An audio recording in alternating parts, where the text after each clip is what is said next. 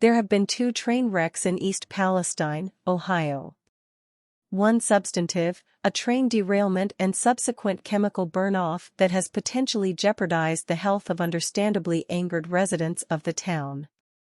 The other, political. As President Biden took what was by all accounts a daring trip to Ukraine as Russia's war on the country was heading toward its 1-year anniversary, Republicans were criticizing Biden for going there instead of East Palestine. Seeing a political opportunity, former President Donald Trump and a cadre of other conservatives descended on the small town of fewer than 5,000 residents. Trump handed out campaign hats, Trump-branded water and Trump-branded insults of the Biden administration. Then, under political pressure, Transportation Secretary Pete Buttigieg made his way there, too, met with local leaders and offered his own rejoinders for the former president. Seeing a political opportunity, former President Donald Trump and a cadre of other conservatives descended on the small town of fewer than 5,000 residents. Trump handed out campaign hats, Trump-branded water and Trump-branded insults of the Biden administration. Then, under political pressure, Transportation Secretary Pete Buttigieg made his way there, too, met with local leaders and offered his own rejoinders for the former president. But while political leaders are mired in short-term politics, people in town are concerned about the long-term effects of the air they breathe and the water they drink. Trump accused Biden of a lack of care for a community of people Trump contends he wouldn't forget. "You are not forgotten," Trump said. "We stand with you. We pray for you. And we will stand with you and your fight to help ensure the accountability that you deserve." East Palestine is in a county that voted overwhelmingly for Trump in the 2020 presidential election, and conservatives have held up the community as something of an example of the kinds of people the political parties value. "The community has shown the tough and resilient heart of America," Trump said, "and that's what it is. This is really America right here. We're standing in America." There have been pitched battles in recent years, at a time when the country is in the midst of a political realignment that largely centers on education and geography, over what real America is and who real Americans are. The more Republicans have won over white, working-class voters, the more they've been brought into the GOP's fold of who counts.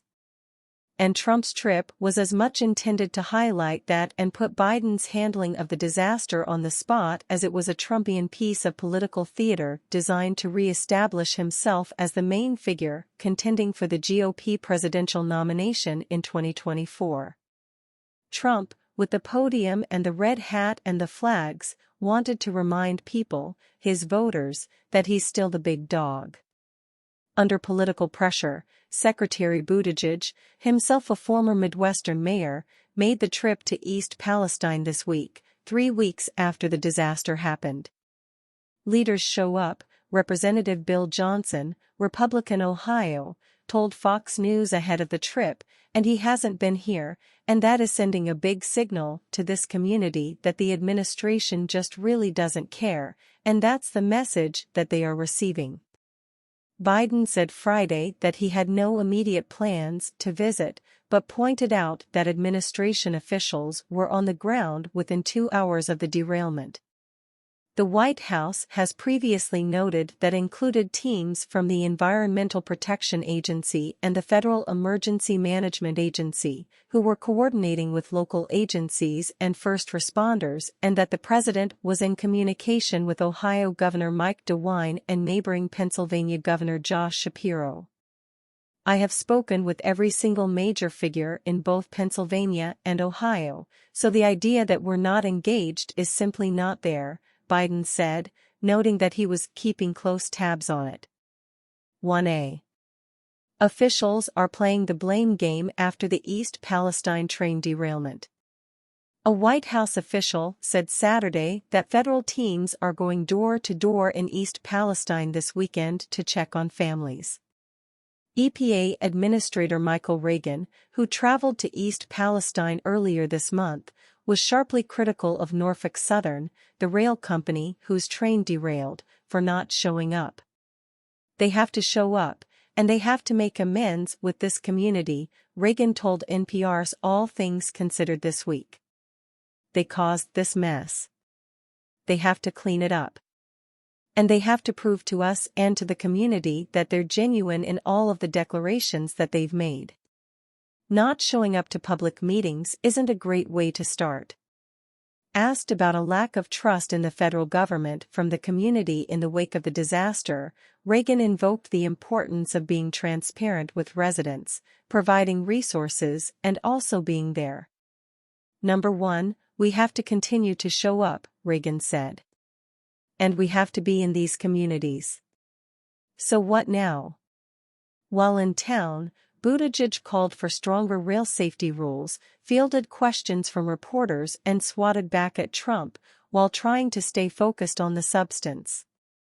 One thing he can do is express support for reversing the deregulation that happened on his watch, Buttigieg said of Trump. While in town, Buttigieg called for stronger rail safety rules, fielded questions from reporters and swatted back at Trump, while trying to stay focused on the substance. One thing he can do is express support for reversing the deregulation that happened on his watch, Buttigieg said of Trump. Buttigieg calls for stronger railroad safety rules after East Palestine disaster. It's true that Trump reversed an Obama-era rule put in place that required trains carrying hazardous materials to be retrofitted with electronically controlled braking systems.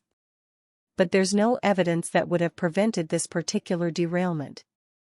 Safety advocates have also said DOT has been slow to respond and that it could have reinstituted the rules when Biden became president, but didn't.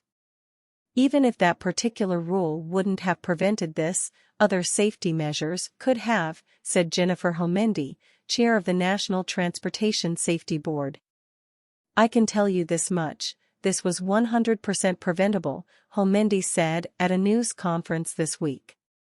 But conservatives, who have descended on the town or called out Biden from afar for not being there in person yet, haven't offered much in the way of real solutions to prevent these kinds of disasters in the future, like any regulations they might support, which the industry has lobbied against.